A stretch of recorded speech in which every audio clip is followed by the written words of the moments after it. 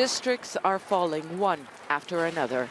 The Syrian army and its allies are pushing for a military victory in Aleppo. Rebel forces are fighting back, but their defenses are collapsing.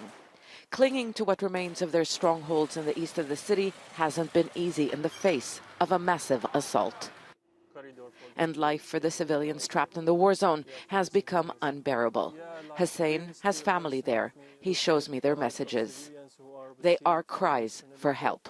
They just want to leave, he explains, but many don't want to go to government-controlled areas. The regime is advancing and controlling new territories in eastern Aleppo, and people like me cannot go back or stay under their control because they will be captured and they will put them in the front lines to go in another battles, maybe in Idlib or different areas. Tens of thousands have already crossed the front lines. It is hard to independently confirm whether some moved to government territory out of choice, or like here in the old city's districts, they didn't have time to leave before the rebels withdrew.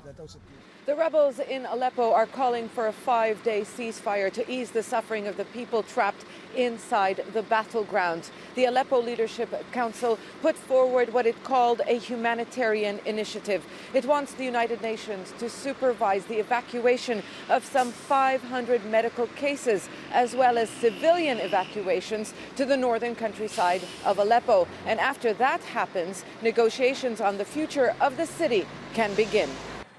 But the Syrian government and its allies are not compromising.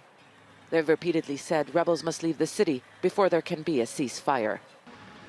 Abu Muhammad has had to surrender to his fate. His wife was too sick to walk, and they were left behind when other residents of El Shahar and rebels fled as pro-government forces were advancing into the district. My wife Sabah lived with me through the most difficult times. We raised 7 children.